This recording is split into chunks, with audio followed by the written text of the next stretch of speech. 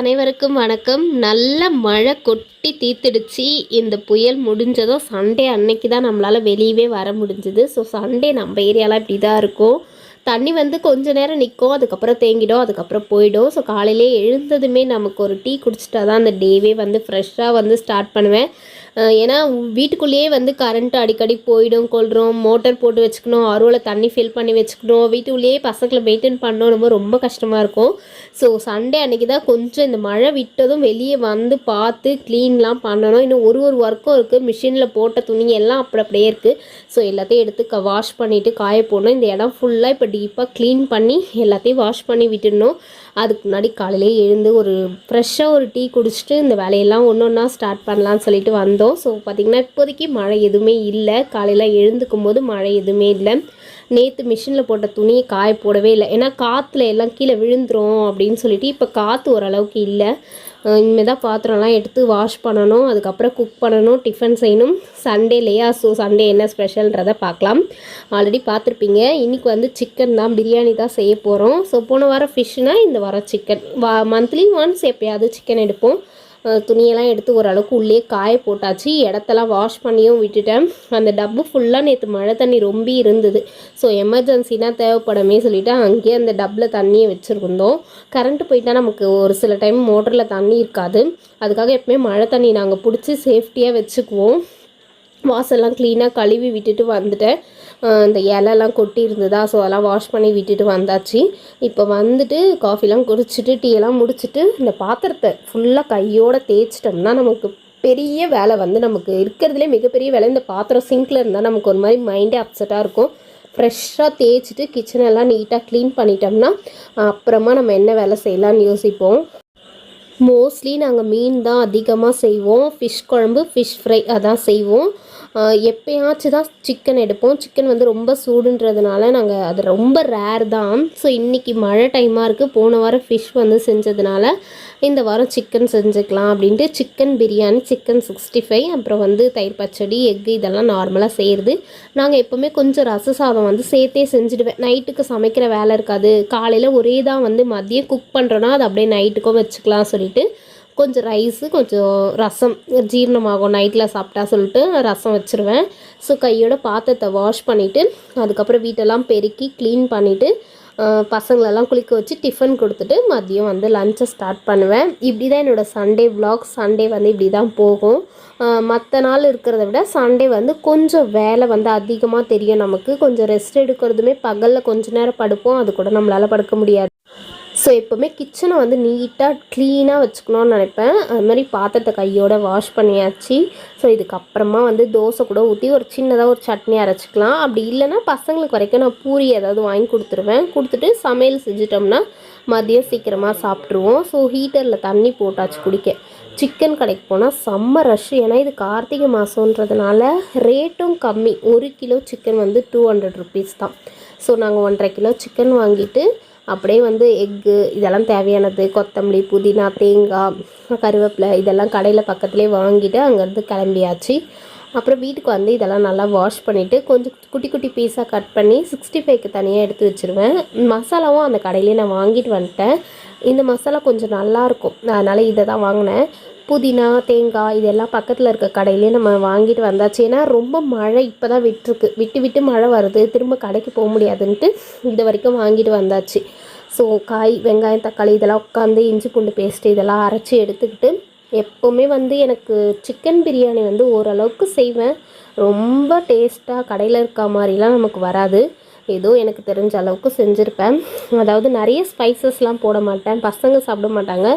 கொஞ்சமாக வெறும் 4 பட்டை, வெங்காயம் அந்த மாதிரி தாளித்து கொஞ்சமாக தான் மிளகாலாம் போடுவேன். நிறைய பச்சை மிளகா போட்டால் காரமாக இருக்குன்றதுனால கொஞ்சமாக போடுவேன். ஸோ ஒரு பக்கம் சாதம் வடிச்சிட்டேன், ரசம் வைக்கணும்.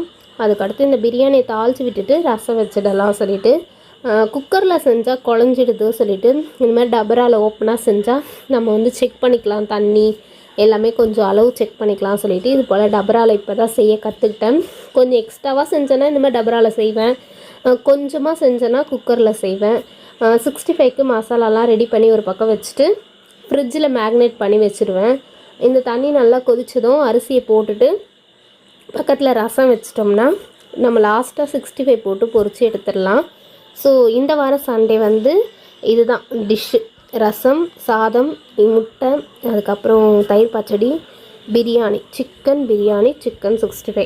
இதுதான் எங்கள் வீட்டில் சண்டே அன்னைக்கு நான் அங்கே குக் பண்ணது. ஸோ இதுவே நைட்டுக்கும் அப்படியே சரியாக போயிடும். சண்டே ரொம்ப முக்கியமான இன்னொரு வேலை என்னென்னா, மழை விட்டு விட்டு பெஞ்சிட்டே இருக்கா. ஸோ இதெல்லாம் முடிச்சுட்டு சாப்பிட்டு ஈவினிங் வந்து காய்கறி வாங்க சந்தைக்கு போவோம்.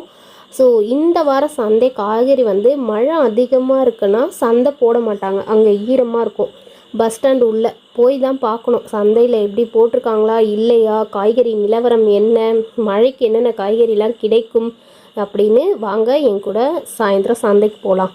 போயிட்டா வெங்காயம் பார்த்திங்கன்னா கிலோ 100 ரூபாவாம், 1.5 கிலோ தக்காளி 100 ரூபாவாம். ரேட்டெல்லாம் பார்த்ததும் பயமாயிடுச்சு. கத்திரிக்காயெலாம் பார்த்திங்கன்னா 20 ரூபா தட்டு வாங்குவேன் சொல்லியிருக்கேன், 30 ரூபா சொல்லிட்டாங்க. எது வாங்கினாலும் 30 ரூபா தான். கத்திரிக்காய், உருளைக்கிழங்கு, அந்த காய்கறி எல்லாமே 30 ரூபா அந்த 1/4 கிலோ பிளேட்டு.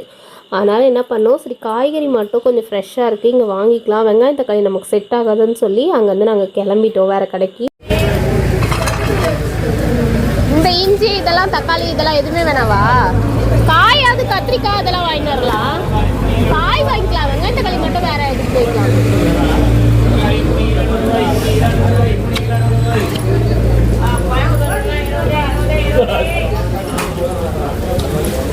குழம்பு கருவாட்டா நான் சாப்பிட மாட்டேன்.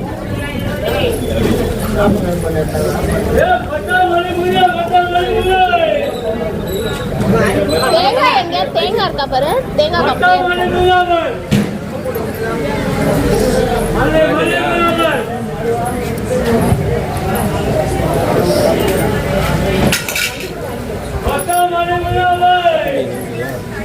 அங்க வாங்கிக்கிறேன், இங்க வேணாம்.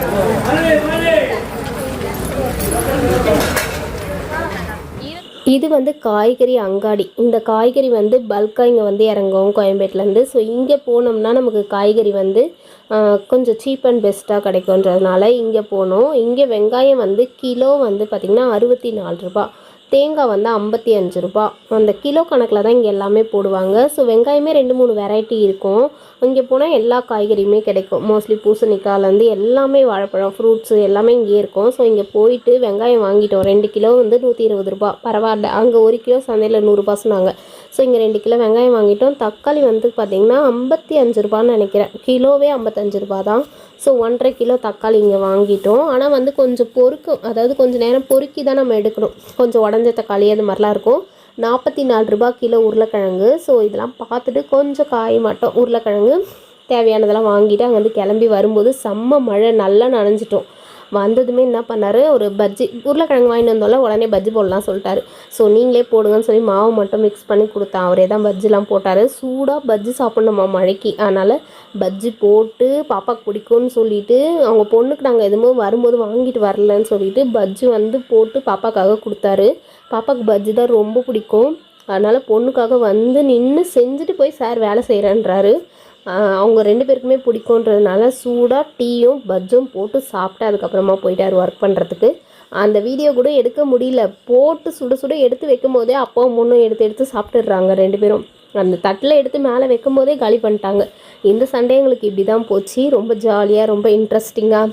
நமக்கு பிடிச்சதை நம்ம வீட்டிலே செஞ்சு சாப்பிட்ணும். 3/4 டைம் நாங்கள் வீட்டில் தான் செஞ்சு சாப்பிடுவோம். 1/4 டைம் மட்டும் தான் வெளியே போய் சாப்பிடுவோம். வெளியே கூட எப்படி இருக்குது, நம்ம பசங்களை கூப்பிட்டு போய் காட்டிட்டு அவங்க ஆசைப்பட்றாங்களேன்னு தான் போவோம். மற்றபடி எங்களுக்கு போகிறதுக்குலாம் இன்ட்ரெஸ்ட்டே கிடையாது. ஓகே ஃப்ரெண்ட்ஸ், இந்த விலாக் உங்களுக்கும் இன்ட்ரெஸ்டிங்காக இருந்தால் மறக்காமல் லைக் கொடுத்துட்டு போங்க. பாய், தேங்க்யூ.